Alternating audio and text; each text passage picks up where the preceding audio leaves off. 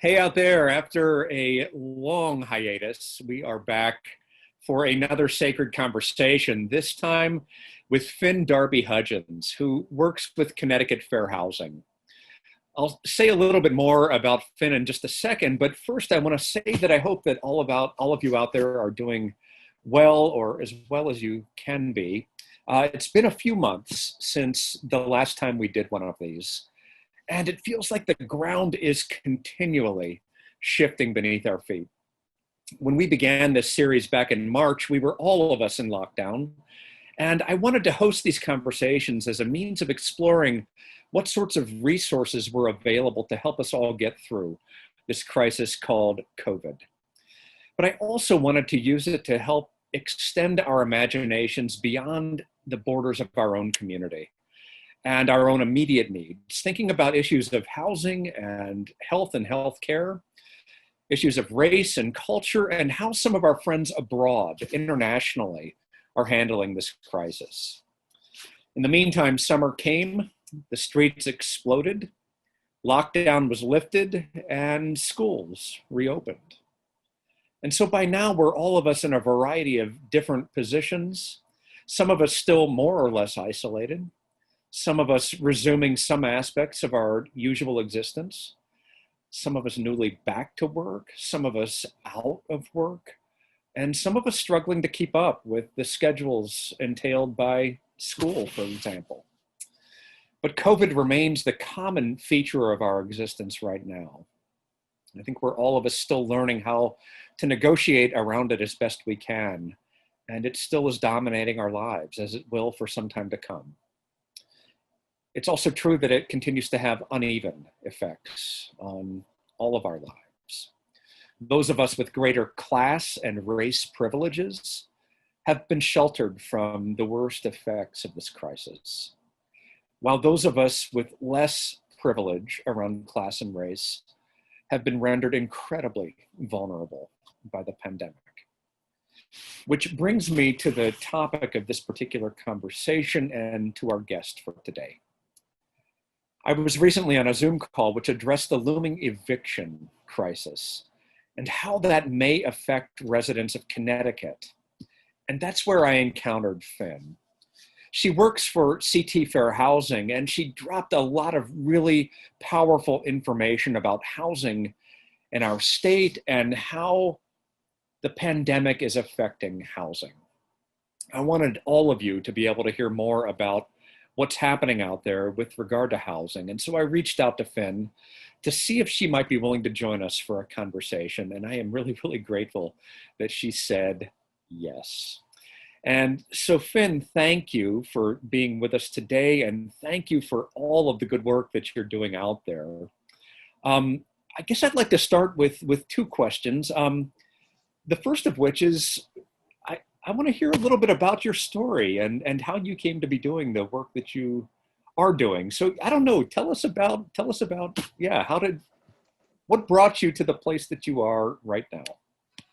That was a journey like this, Steve, but thanks so much for that warm welcome. And I'm really, really excited to be here. And I always jump at the opportunity to speak about our work. I'm a strong believer in community education as a form of changing people's hearts and minds. And so I'm always ready to have this conversation. So my journey is predictable and not. I grew up very, very poor, and I will say was the victim of a really challenging public school situation. I did not complete high school, which in hindsight, 25 years later is just so shocking, right? Like, how did a smart kid get so fallen through the cracks? I'm so grateful I was able to attend community college, but not until I was 25. And I went to Three Rivers and I had a wonderful experience. I still owe that institution a lot of my restart. And throughout those early community college years, I really saw the inequities in how students were prepared for college, right? And so I thought I would take this dive into education, and I had this real belief that I would be a public school educator, right? And that's what I was going to go to college for. And that was really what I wanted to do. And I knew immediately I wanted to work in an under-resourced school.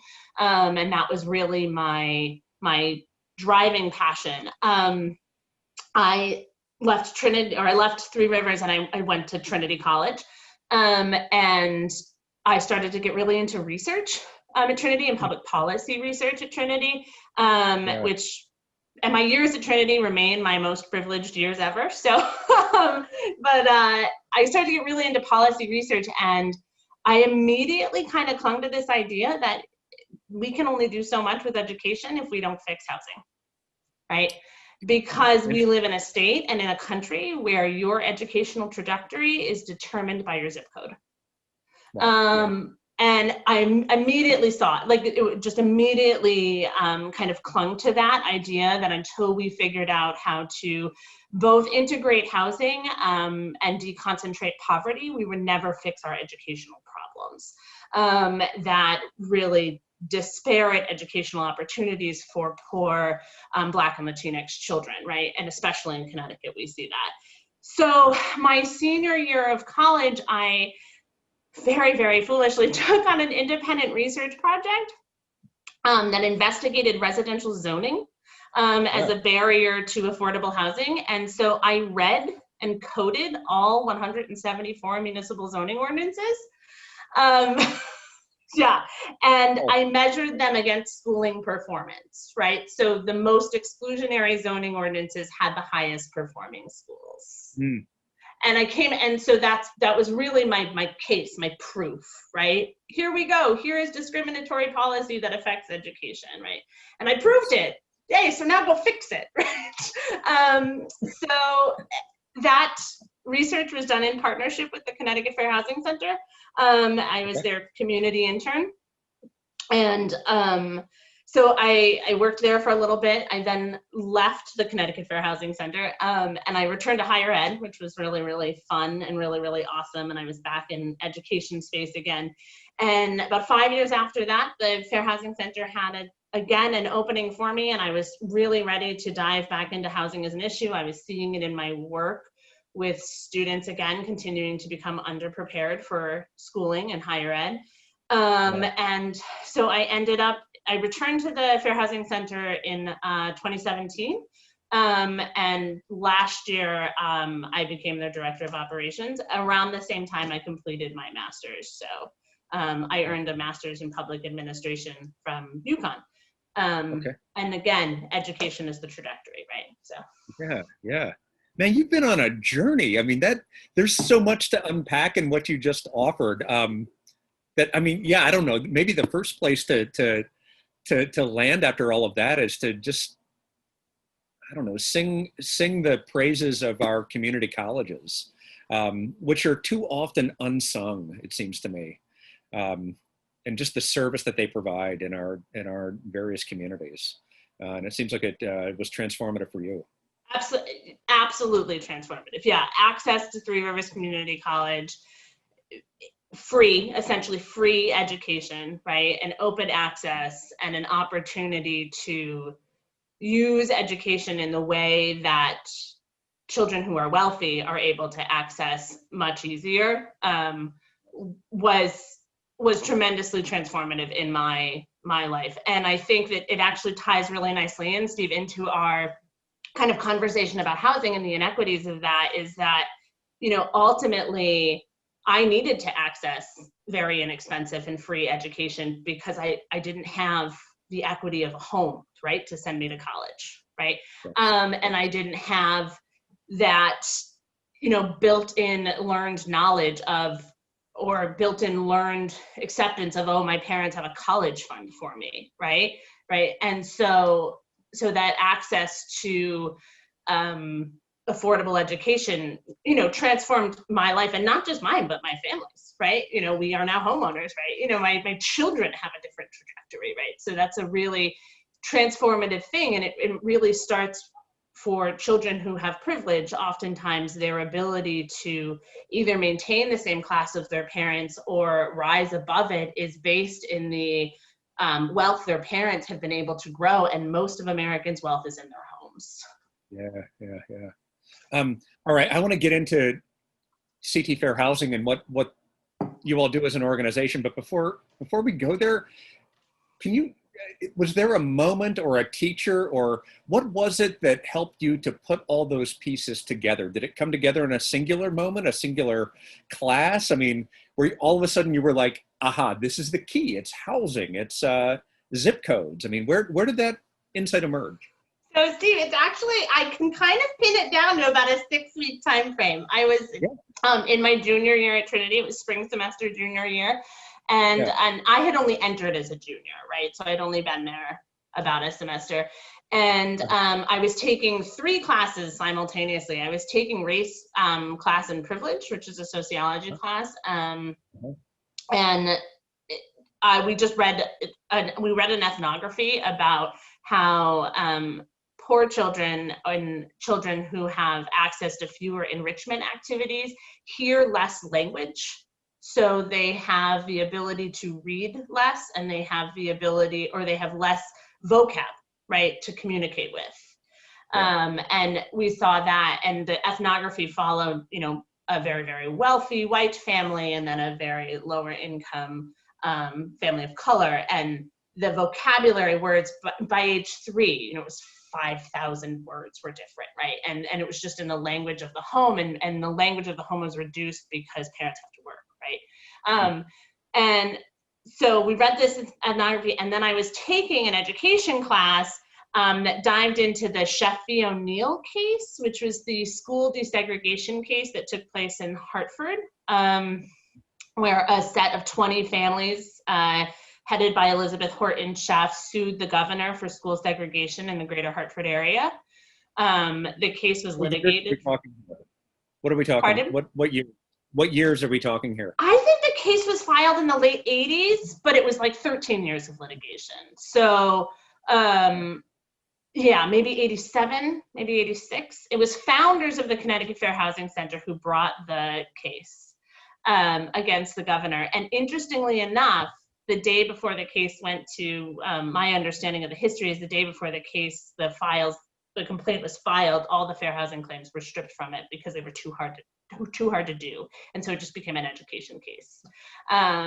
So the case did settle, and that's where we developed with this whole regional magnet system that the greater Hartford area has to desegregate the schools. But if you look at the schools, it has yet to be successful. It was like, oh my goodness, these problems truly start with where we live. Zip code destiny is very real. My own story resonated in that, right? Here I was, this kid doing really well at a very prestigious liberal arts school and didn't finish high school, right? So it was really my zip code destiny was tied into that own story as well, right? So that was kind of the semester that it all took off. That's amazing. I mean, what an amazing thing to be able to, like, not only find your intellectual passion, but also to have it connect so well with your own personal story. I think that's a remarkable thing. And I don't know, hats off to educators who are capable of inducing those sorts of transformations in people's lives. I mean, I think that's a powerful thing.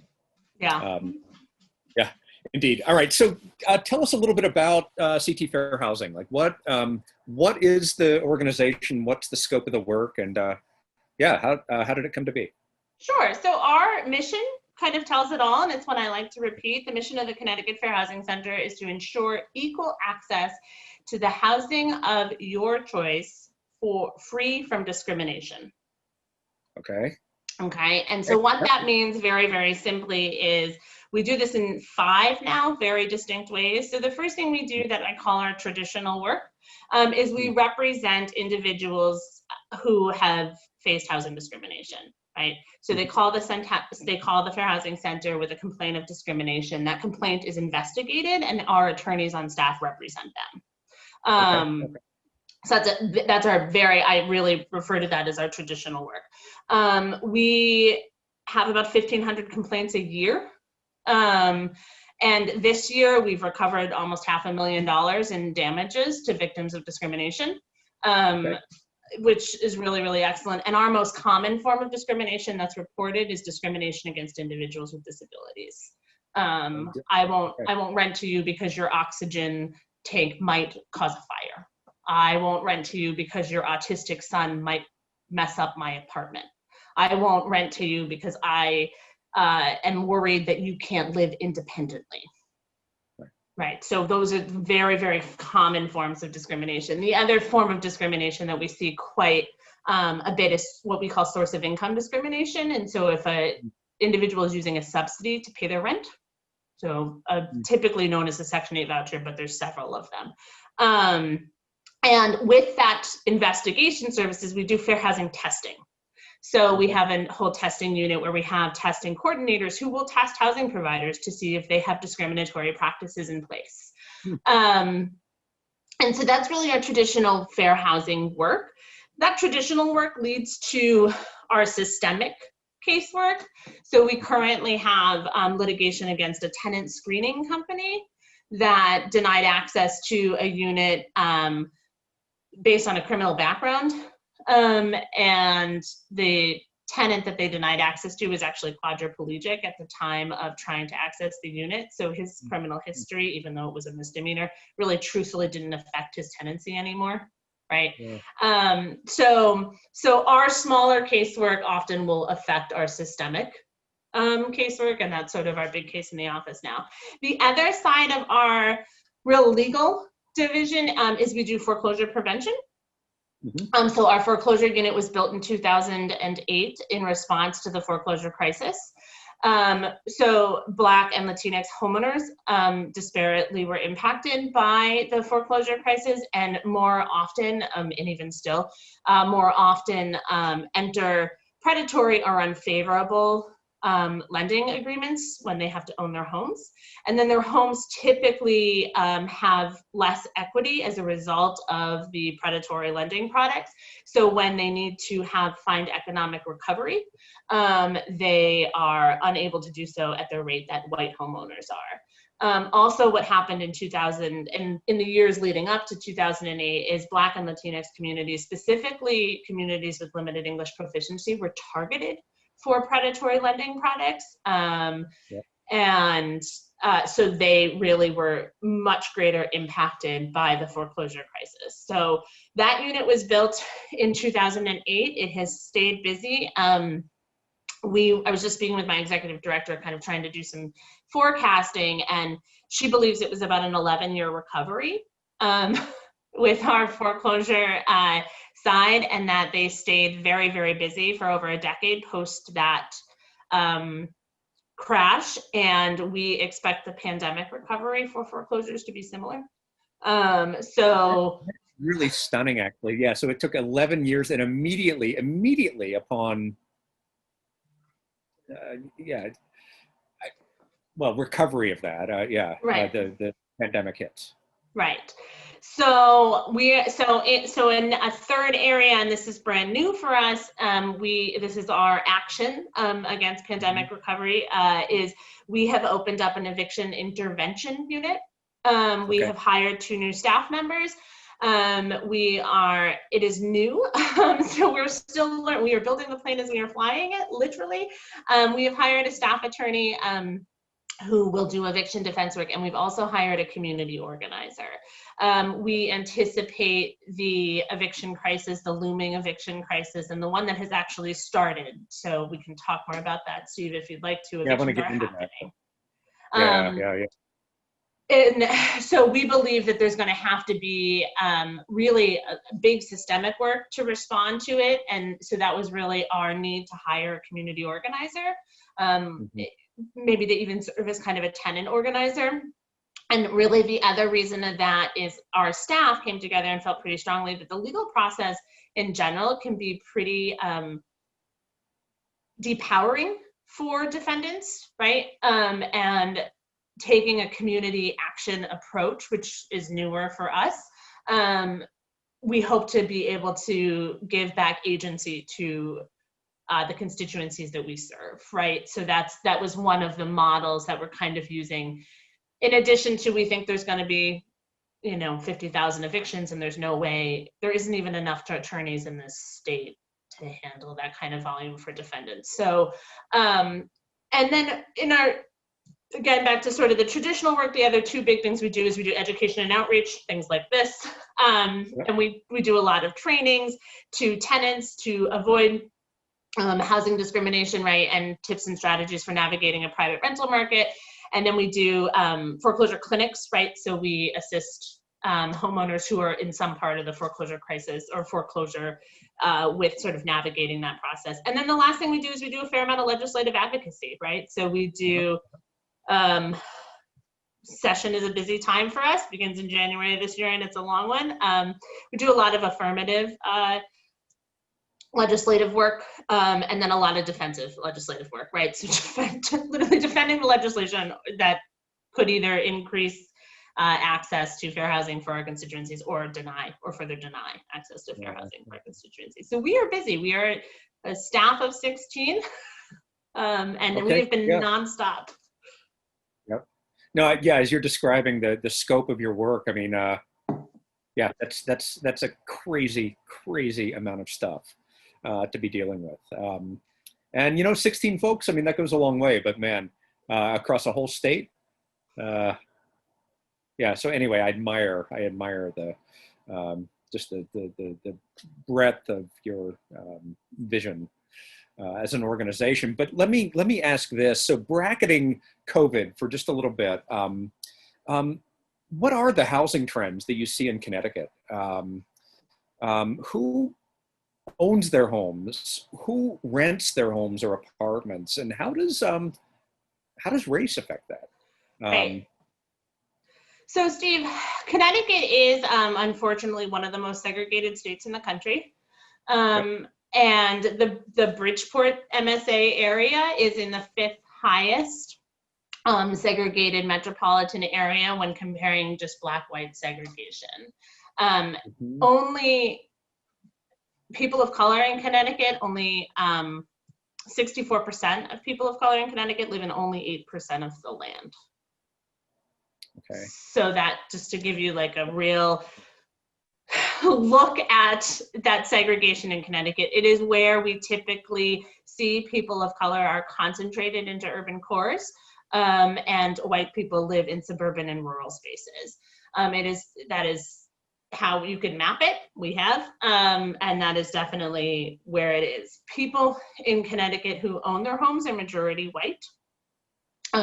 African American and Black families rent their homes 3 to 1 of white people in Connecticut. So when we talk about that housing stability and that ability to develop sort of family wealth, if you rent your home, your housing stability is greatly decreased.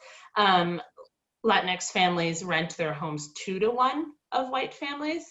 And to put COVID back on the table, so when we talk about an eviction crisis, we're talking about people of color.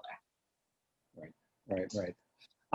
So, I mean, that statistic I think is really stunning, actually. So, and just to make sure, I'm just repeating it, and correct me if I'm wrong. 64% of people of color live on 8% of the land in Connecticut. I mean, that's a mind-blowing statistic. Yeah, and Steve, I'll have to send you the maps so that you can share with your constituency, but so many of our towns are less than 1% person of color, like they're 99% white. And that's incredibly intentional. Yes. Right? Like, I want to get into that too.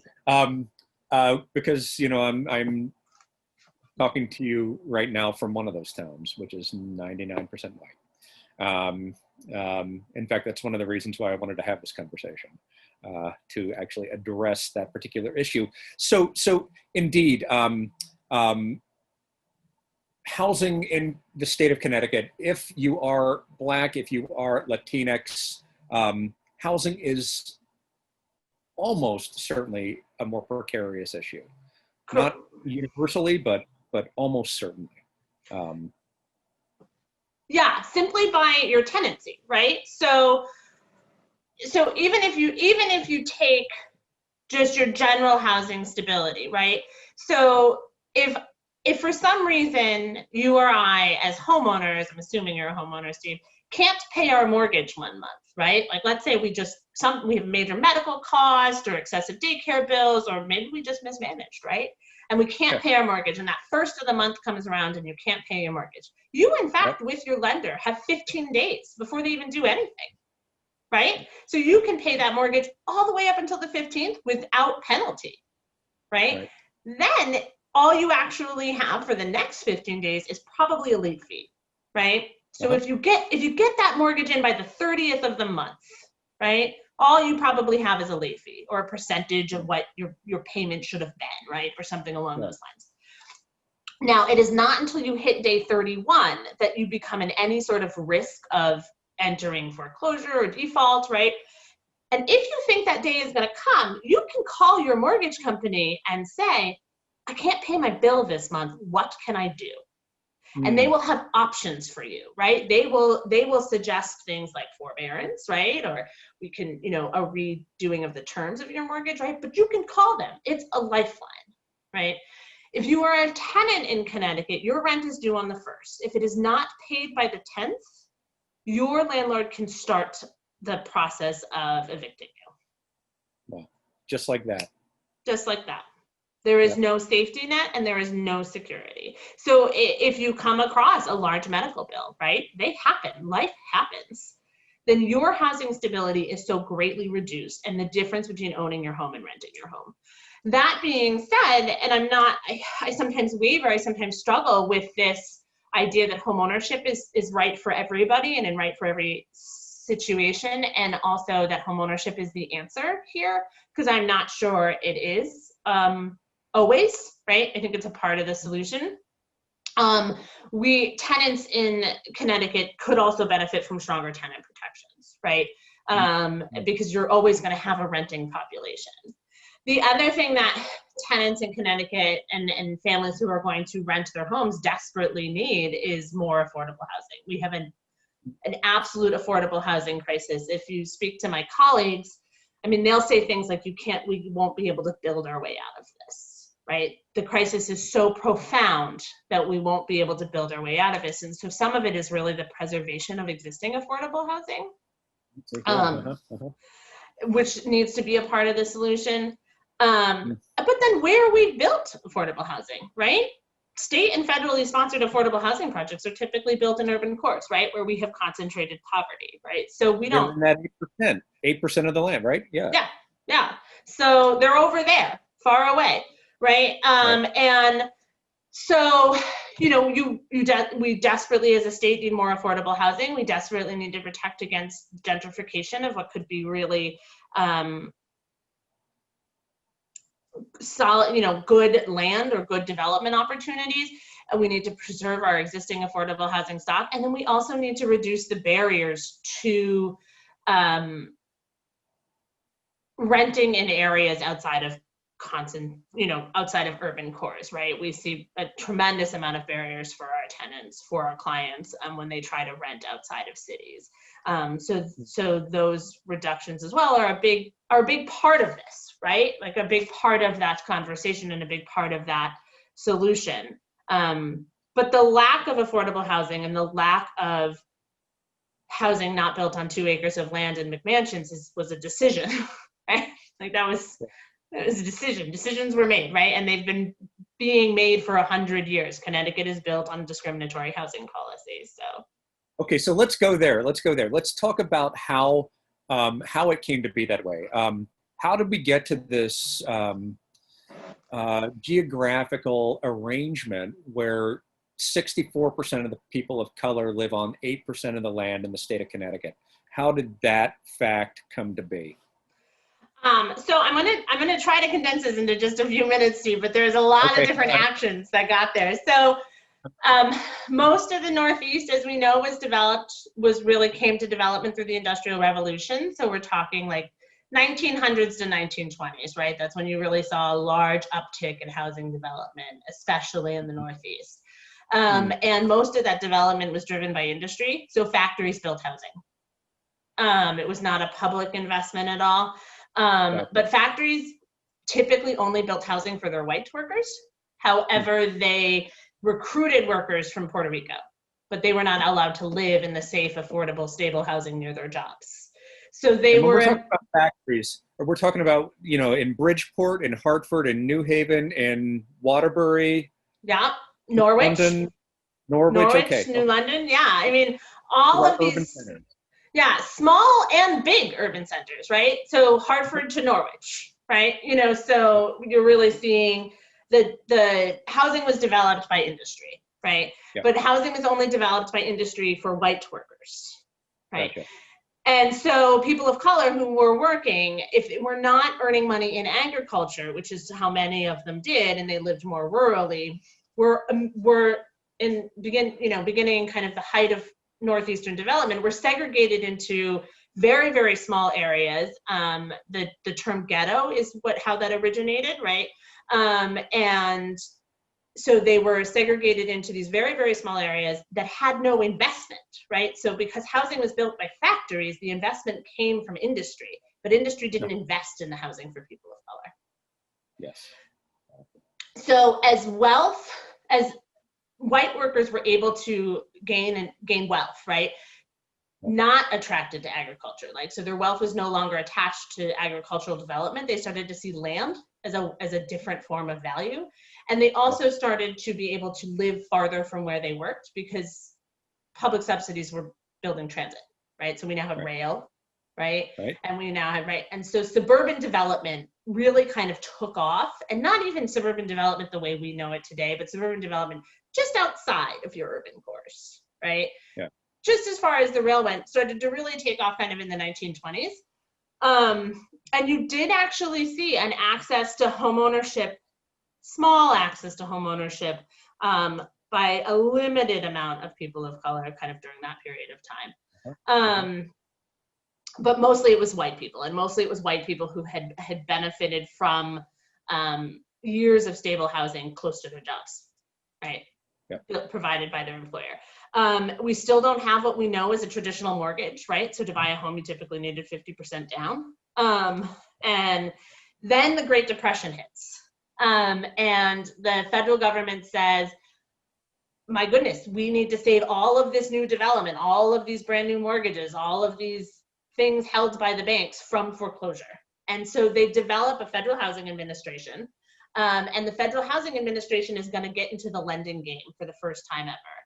And the Federal Housing Administration doesn't know how to do this, right? They have no idea. So they make up rules, and they literally make up rules. And one of the rules that they make up to protect their investments is they were going to grade neighborhoods. And so they're going to grade neighborhoods and suggest that neighborhoods graded an A are places where we will save the homes from foreclosure, where we will invest in mortgages, and neighborhoods graded D are neighborhoods that are too risky. We're not gonna save those homes from foreclosure. We're not gonna save those mortgages. We're not gonna save that development. The grading of neighborhoods was not based on the quality of the housing stock or the access to transit. The grading of the neighborhood was based on who lived there. And very explicitly in the instructions of the manuals, it was if the neighborhood was non-homogeneous, meaning if more than one race lived there, the neighborhood was downgraded. And if the neighborhood looked like it could be infiltrated by people of color, then the neighborhood was downgraded. Throughout the 1930s, this was a practice called redlining. And redlining ripped investment out of neighborhoods of color. Redlining maps, this is like where it really gets kind of important. Redlining, the federal government only redlines kind of through the late 30s, but redlining maps were used for decades. And by banks, by insurance companies, by lenders, by real estate agents. The maps that downgraded and stripped investment from neighborhoods of color were used for decades.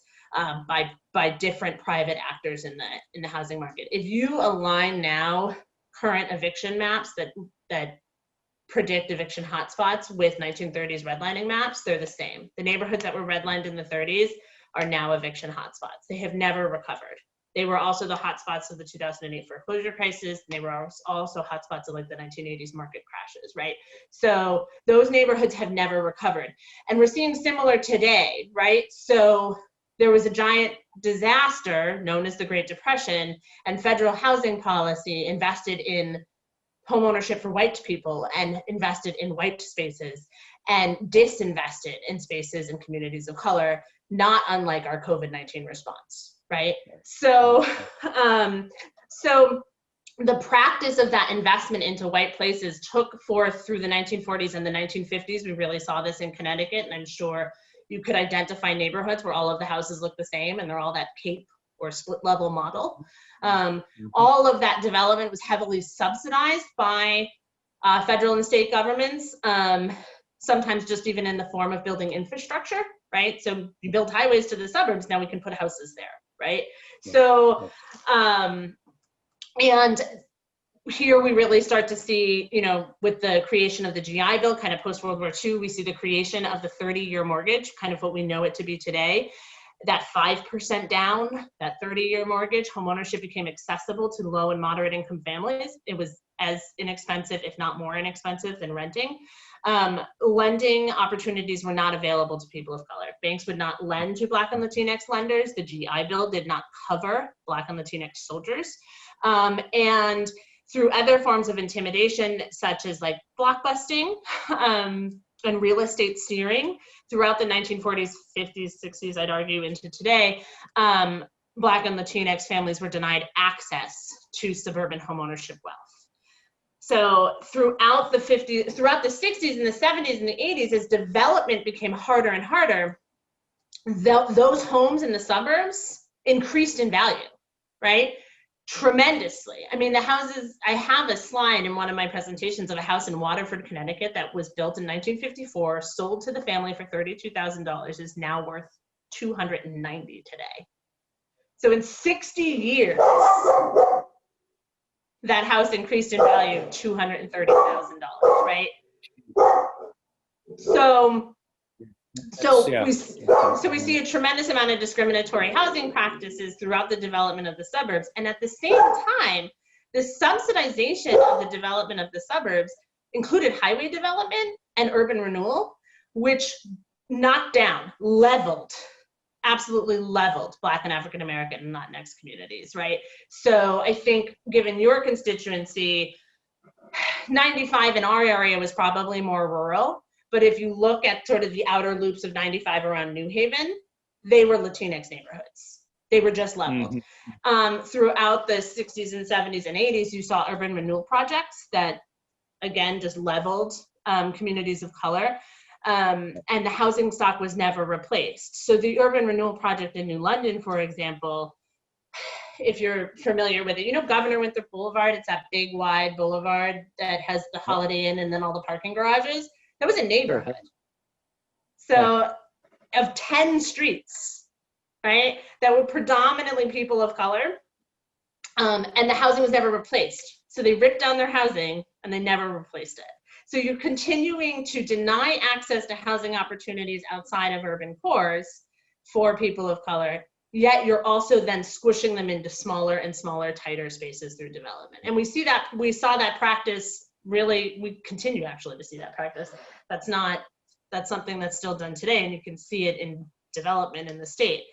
And housing policy and money for housing policy continues to support white spaces, right? And so when we take this eviction crisis, that's this looming eviction crisis that is coming, I mean, we yet to have federal money that would support real rental relief. And we don't even really have state money to support real rental relief. The first allocation of money from the CARES Act for rental assistance due to COVID-19 was $10 million. Help maybe 500 families. And we see that again, right? So, you know, advocates spent weeks advocating for more money. We got to 20 million. There has now been a promise of 40 million, but we're talking fractions of the CARES federal money that came in to support tenants.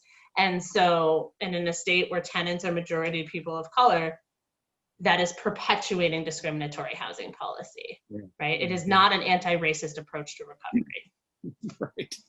Right. Amen to that.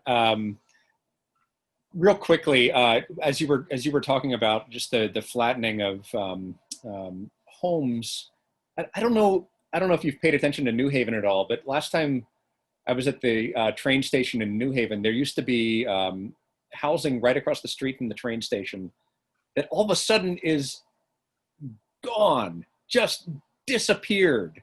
And it made me go, what the hell happened there? And where did those people go?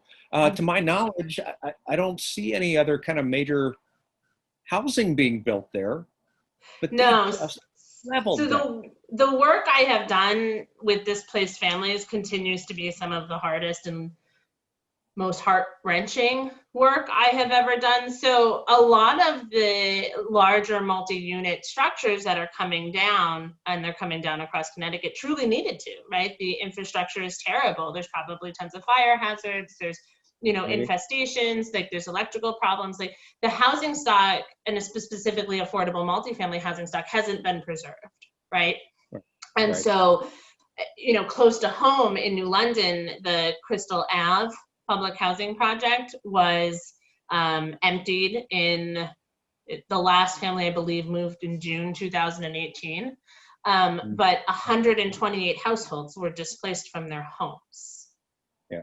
Right. And so it took 8 months to move them. And the amount of trauma and discrimination those families faced during displacement it's devastating. I had a mother who was denied housing 22 times before she was able to find a unit for her family.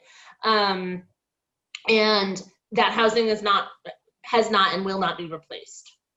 Right. So it's the loss of, yeah. But we don't, and this goes back to towns like the one you're in right now, Steve, we don't provide opportunity for that housing to be replaced, right? Developers, we've privatized the housing market, and developers have to make money, right? They're not going to make money in places where there's long, lengthy legal battles to develop 15 units of housing to replace 150. Right. And zoning ordinances don't support it. Yep. All right, let's shift a little bit and talk more about COVID and talk about the eviction crisis that's coming. I really want to get into that. I also want to be mindful of your time. I think you have a 12 o'clock appointment you have to? I have a 12:15. All right. So we got to talk quick. Talk to me about what's coming with the eviction crisis and where we are with that. Right. So it's important to realize in Connecticut right now there are 3 eviction moratoria, right? Meaning that there are 3 ways to stall eviction. And one is a CDC eviction moratoria that we are finding tenants are afraid to use because, well, I can explain that. The second one is a moratoria on evicting tenants who are in some sort of subsidized mortgage, right? Or federally backed sponsored mortgage, right? An FHA, a Fannie Mae, a Freddie Mac, right? Good luck figuring out how to access that, right? And then there's only 2 actually. And then there was a state moratoria, right? Until the October. Those moratorias only cover against eviction for non-payment of rent during the pandemic, right? So if you were in any part of the eviction process leading up to the pandemic, you can now be executed from your home, and that's happening in Connecticut. What we're learning is that tenants are not receiving notice of hearings of execution. They don't have any access to the courts. The notice of hearings, if they arrive by mail, are often almost a very quick and immediate turnaround. And the notices are only in English, and there's no instructions on how to access remote proceedings within the notices. So the hearing that is going to determine if you can keep your home, or if a marshal is going to come and move your stuff out, are now happening remote, and tenants are not receiving equal access to the information. And that is happening in Connecticut today, right? The folks get surprised one morning. Yes. Yeah. When I don't know, who is it that shows up at your door? A marshal, a state marshal. Yeah. And there are movers there, like standing at the ready to put your stuff on the curb or put it into storage, or? Yeah, you have a choice. Tenants have a choice between the curb or storage. Most, in our experience, or our limited experience, again, eviction intervention is new for us. Tenants often don't choose city storage because the municipal fees are so high. Yeah. So, and then they're out of housing during a global pandemic, increasing the risk of spread of infection, right? And so we've seen a lot of this so far in Connecticut. I mean, how widespread is that in Connecticut now, this moment? So there's been executions. I could get a direct number. I mean, I probably would say, I could probably pull it up. I mean, there has definitely been executions, probably, I would say under 75 since October 1st. But like one is too many, right? Yeah, that's a lot. That's a lot. So, pandemic, done. Yeah, exactly. And our shelter system, and not that this is a solution, right, is also tremendously overwhelmed and overburdened, that there's a giant wait list for shelter. So what happens is families who lose their homes double up. And the culture of doubling up does not lead to harmonious living arrangements or safe living arrangements or stable living arrangements. It can often end up in that family risking their own housing stability because they now have people who are on the lease, who live there, right? And so the numbers in Connecticut are startling for our impending eviction crisis. Housing costs are so high in Connecticut, and there has been no true meaningful rent relief, that I think our numbers are some of the worst in the nation. That's a hunch, though. I'd have to really do some data research to clarify that. But the center's estimates are that about 150,000 families in Connecticut are rent unstable, right? Or could be at risk of eviction.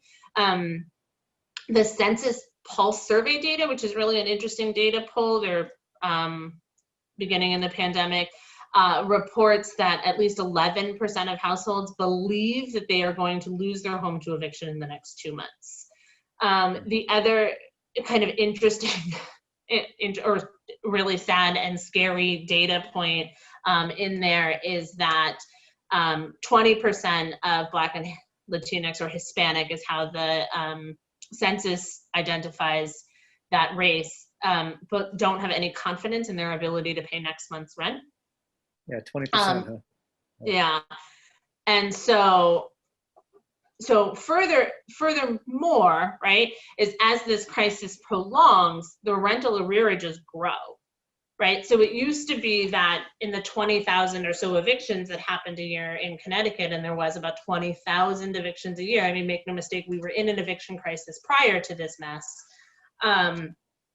Tenants were evicted for non-payment of rent in very small dollar amounts, right? So 300, 500, 600, rental late fees, right? That sort of stuff. Now the rental arrearages 7 months into a public health crisis. I was looking at one complaint the other day. The tenant owes $11,000, right? So even with some rental assistance, right? Even if the state is able to do a workable rental relief program, which they have not been so far, the max amount a tenant is able to access is $4,000. It's not even likely to cover the rental arrearages that exist. Right. And that's truthfully because there's been no meaningful rent relief. I think that our state administration was hoping and waiting on federal money to support tenants in housing. That federal money hasn't come, and given this administration, I'm not sure that it will, right? So I think the bottom line, and I've been struggling like with my own language about this, and because we're chatting, I'll continue this, is that ultimately there is no public will to support tenants of color. And without public will, there's no political will. And so it doesn't matter to the people who are making decisions that 100,000 families who are likely 70% people of color are at risk of losing their homes.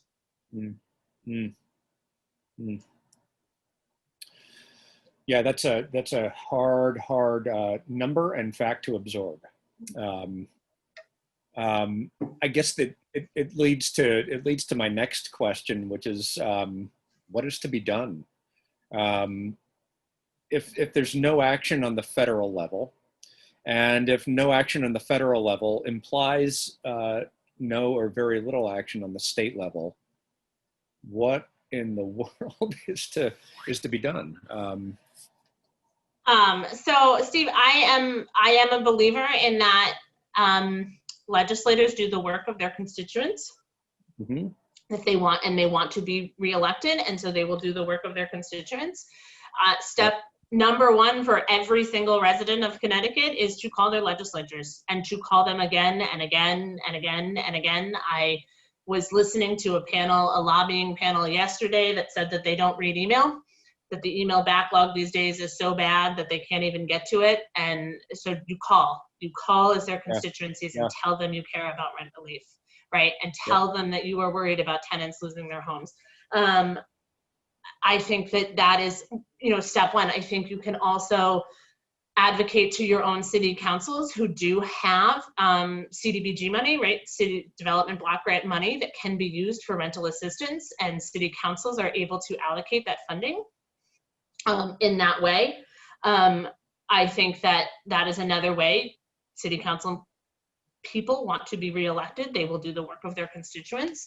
I think you support the movements that are slowly happening across the state. The Right to the City movement, Cancel Rent CT are two that are coming to mind. The Center for Leadership and Justice is another one that is coming to mind. And by support, I mean you donate money, right?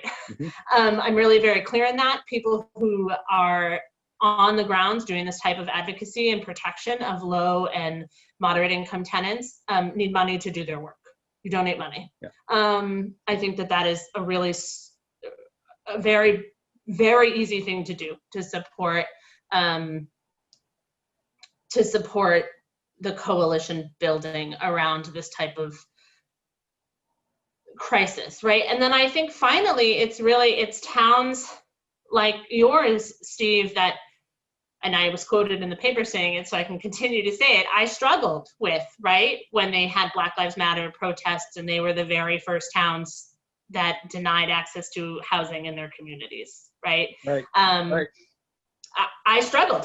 I'm going to be totally honest with you. I think that we have somehow suggested integration is only one way. I think that we have suggested that integration only means people of color move to white suburbs in this one corner way over there, far away from everybody else in the 4 units we give you, right? I think, unfortunately, we've left all of the work up to the victims of segregation, right? And I think that there is an obligation for white people to both do the work that brings in housing opportunities in their community, and to also consider. Wait, say that one more time. It just went out right when you got to that punchline. So I think the work of white people is to create and support the opportunities that would build housing and build housing opportunities for people of color in their communities, but also to consider what being meaningful about your intent of a Black Lives Matter movement, right, or people of color movement means, and your efforts to promote integration, right? You can't just ask them all to move closer to you and then not provide them any opportunities to do so. Totally. Right. So I think, so I think that is those types of things, and I think it's really important for white families to educate themselves on the myths of affordable housing development, right? That it is a complete myth that it reduces your home value. It is a complete myth that it will overburden your public schools. It is a complete myth that it will increase the cost of your safety in town. It is a complete myth that it will increase traffic. These are actual things that have been studied, right?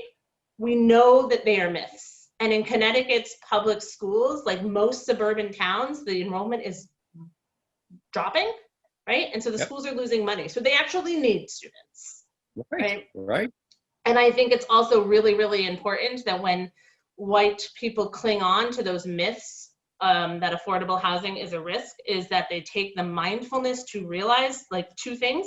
One, when we discuss affordable housing now, we all seem to color it, right? We immediately assume the tenants are people of color, and that is That's right. how we give it a negative connotation. We've demonized affordable housing in this state as a result of that.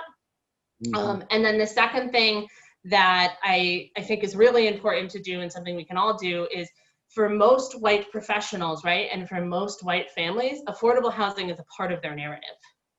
They didn't know it at the time, right? But maybe it was their parents were able to remortgage their home to send them to college. Maybe their parents were able to develop enough equity to provide the down payment on their first home. Maybe their inexpensive apartment close to their college with their roommates that was free from discrimination gave them the ability to attend college for less money. Affordable housing is likely a part of the narrative of most successful white people, yet we want to deny that existence, that it is a part of our narratives, and we demonize it, that it is only something as a social service to people of color. Yes, yes, yes. These are points that I would love to have you make on a forum beyond this internet conversation here in town. This is the stuff that we need to be talking about around here. So here's one of the things that I hear fairly regularly in my work here in town, here in Old Lyme. And so I'm going to ask you, like, how would you respond to somebody like this if you were giving a presentation somewhere here in Old Lyme, say, and somebody from the audience said, well, look, we don't really have the problems that you're talking about here, i.e. a looming eviction crisis. And so why really should that concern us? This isn't really our issue. Or another objection that I sometimes hear is we moved here to avoid having to deal with things like that, like what you're talking about. I hear those sentiments over and over and over. What do you say to folks who raise such? So the first one, Steve, the eviction crisis is over there. We don't have to worry about it. If the rental market economy crashes in Connecticut, it will affect every aspect of the economy. Yeah. Right? Yeah. So all of the landlords who own the tenements in New Haven probably live in Old Saybrook, right? You know, so, and if they can't pay their mortgage, then you also have an economic crisis. If the foundation of the rental market collapses as a result of this eviction crisis, it will stem to every part of the economy. Housing touches every part of our economies, right? And very logically, like the people who work in your grocery store, right? And the people who take care of your children and the people who come and clean your homes, if they no longer have places to live, you've lost the ability to sustain the economies that keep you going. Yep. Right? So it is absolutely everybody. Yeah. It is absolutely everybody's problem. Like 100% absolutely everybody's problem. And the comment that, and I struggle, I'm going to think about this for a minute so that I catch my language. The comment that we No, you can I don't know, be direct. I think be direct. Yeah. You know, the comment that we moved here to avoid those people or to avoid those problems is not even racially coded language. It's just racism. Right, right. And so if you want to sit and believe that you are a good white person, and then you make statements like that, you are in fact just being racist. Yeah. There it is. There it is. All right. Yeah, I think that's the kind of stuff that we have to be honest about calling out right now, while also interrogating our own, and I'll just say my own, values, my own inclinations, my own beliefs, habits, patterns, things like that. One of the things I've been trying to remind myself of, and others as well, is that we, each of us, have little, as white folk, little Amy Coopers living in us somewhere. Insofar as I was a part of a white supremacist culture, and I take it that as a white person, yeah, I was. There's a little Amy Cooper somewhere in there, and I think in order to prevent damage from coming from that voice. It requires constant interrogation and honesty about where we are. So anyway, that's to say that I don't exempt myself from the work that needs to happen here in Old Lyme. Right. I think that's true, Steve. I think that, I mean, I do this work, right? I work in a space of civil rights. I have very difficult conversations about race and race equity pretty much every day, and how that is linked to our access to housing. Yet yesterday I attended an implicit bias training, right? The work to be truly anti-racist, especially for white people who have built their privilege on the backs of denying privilege of people of color, is an ongoing and constant piece of education, right? Mm-hmm. You have to constantly be thinking about the decisions that you are making and how they are perpetuating inequities, right? And it's a space of mindfulness, right? And it's a space of realizing that to be truly anti-racist is a commitment to doing this work lifelong. And I was speaking with a friend who does implicit bias training, right, and sort of racial equity training, and he was asked by a client, could they get a certificate afterwards for doing the training? And he was like, you mean so you can check the box and say you're not racist anymore, right? Like right, so this is not something you check the box on, right? This is something that you wake up every day with intentional purposes to keep moving this needle and stepping this needle forward. And that comes a lot from your own inner self-reflection, right? And the decisions and the habits and the way you make implicit biases. I mean, the training I learned yesterday, we intake information at, some ridiculous, like 1/100th of a second, right? And our nonverbal communication responds and even less.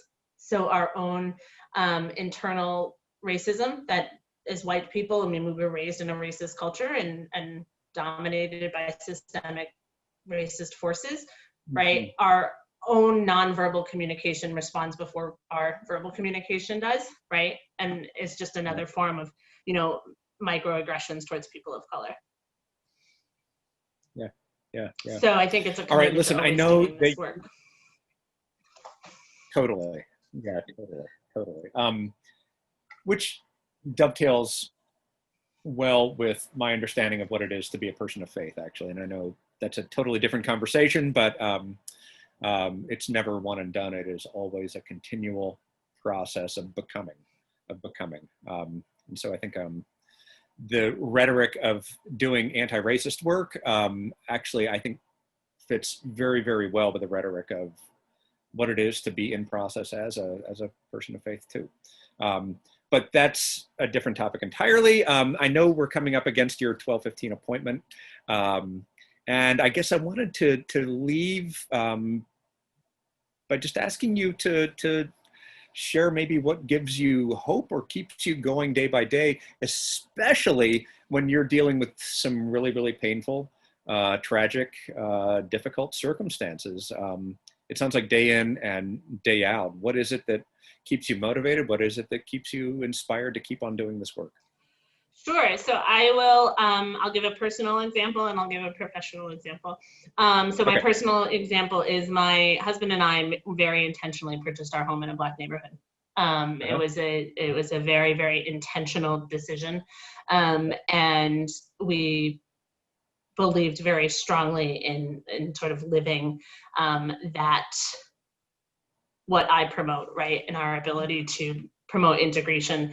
And my very white, very privileged children play with children of color on their street every day. Yep. And it's just children playing, right? They're just riding bikes. But it's amazing. So that is something that gives me hope every day. That integration can and does work, and that we can take on that responsibility. And then something that gives me hope on a professional level is I think I work with the smartest people in Connecticut. Our staff is simply outstanding, and every single day we have a win, right? Our clients are served They receive damages for being victims of discrimination. Housing opportunities are opened. And we did not hesitate as a staff and as an organization to put up our own reserves, right? And fund a project to respond to this crisis. Yeah. Yeah. That's, look, that's cause for hope. I mean, that's cause for hope. It's not a blanket solution by any stretch of the imagination. The challenges remain, but it's enough to keep on going. For sure, and we get up every day and do the work. Yeah, yeah. I love those answers. I've got a whole bunch of other questions that I wish I could ask you right now, but I want to be respectful of your time and let you get on to the next thing. So I hope that we can have another conversation. I hope there's another chance that we can do a forum or something like that to further these topics. I want to hear more. At one point you talked about some research that you did on Old Lyme and discriminatory housing practices in Old Lyme. I'd love to hear that at some point. And I'd love to hear about the work that you're doing with Matthew Desmond right now. Oh yeah, I forgot to mention it. The center has connected with the Eviction Lab, so it's the judicial data that is showing up in the Eviction Lab is our work. So that's amazing. So for those of you watching this digitally, virtually, if you want to learn more about this stuff on a kind of a national scale, Matthew Desmond's book, Evicted, is a great place to start. And it really gets into the lives of those who are dealing with the sorts of issues that Finn has described. Anyway, so I'm delighted that you guys are working with him and bringing those insights to Connecticut. I think that's great.